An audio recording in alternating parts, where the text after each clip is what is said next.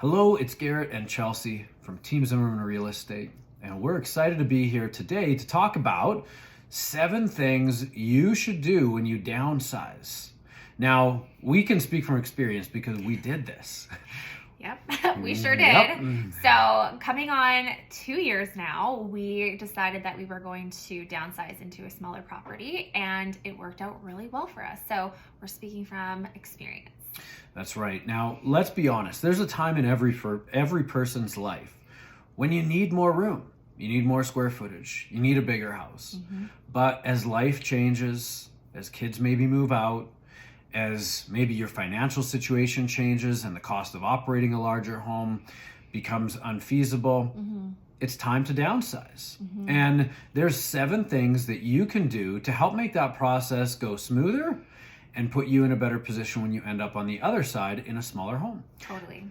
So the first thing that you can do is sort through all of your stuff. It's gonna seem overwhelming, but I will say that there are companies that you can hire actually to come in and help you to sort through your things that, you might not necessarily want to do, like your garage or shed or things like that. So sort through your stuff, make sure that you are going through it with a fine-tooth comb and getting rid of some things that you don't need anymore.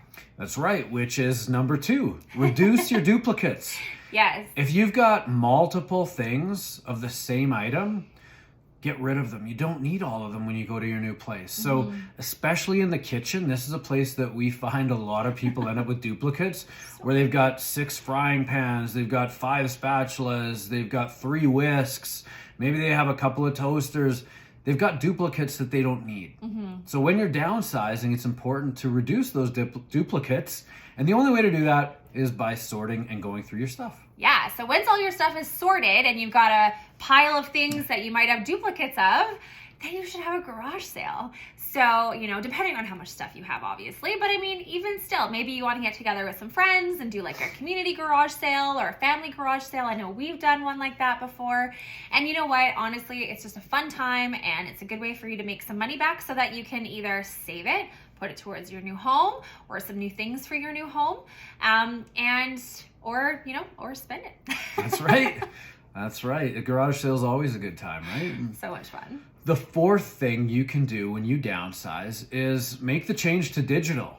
So in today's world, it's really easy to go and get a thumb drive or USB and download files that maybe you've got paper copies of. Take a picture of them, email them to yourself, and then start files on a digital form.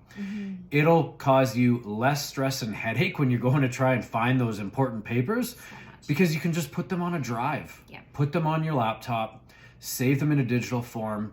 They take up a lot less space. And then when it comes time to find those papers, you know exactly where to go. Totally.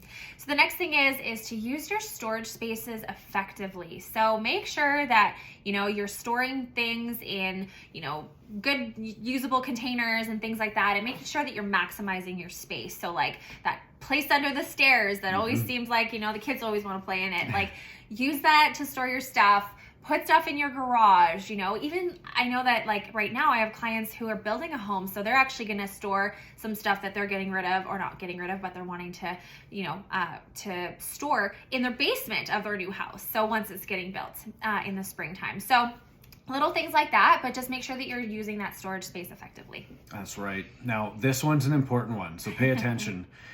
Because you're downsizing, you might need to go and buy new furniture. It might be that the furniture you have right now won't fit in your home. I love new furniture. It is great. But what you need to do before you go buy that furniture is measure the space in your new home. Yes. Measure the space, map it out, and get a real good idea of how much space you actually have to work with. And a great little trick that we use and that we've done before is get tape. And physically put tape down on the floor in the dimensions of the furniture that you're looking at. So this is especially important for couch, coffee tables, maybe the TV display, the love seat, the chair. Put those markings on the floor, and then you'll know exactly how much space you have to work with. Totally. Because you don't want to go and buy thousands of dollars in furniture get it delivered to your house, and then all of a sudden your new house seems really, really cramped. Yeah, Totally. And you know what? It does happen. So thankfully, you know, a lot of those companies are good, but some of them aren't. So better to be prepared. And the last thing, and certainly not least, is just to give yourself time. Like, be patient with yourself. It is going to be a process. It's going to be a journey. And it's one that, you know, we never encourage people to just rush into. You know, if you're downsizing, like, try to plan it out and just be really intentional about doing all of these steps and making sure that you're setting yourself up for success on the other side. Because, you know, we learn through the experience of doing it ourselves. And I can honestly tell you that we made some mistakes, ones that we, you know, are hoping to prevent for you guys. So we hope that you found this useful. And if you are looking to make a move and downsize, we would be absolutely honored to have you reach out to us and to work with you and, you know, just provide that really positive, bright real estate experience for you. That's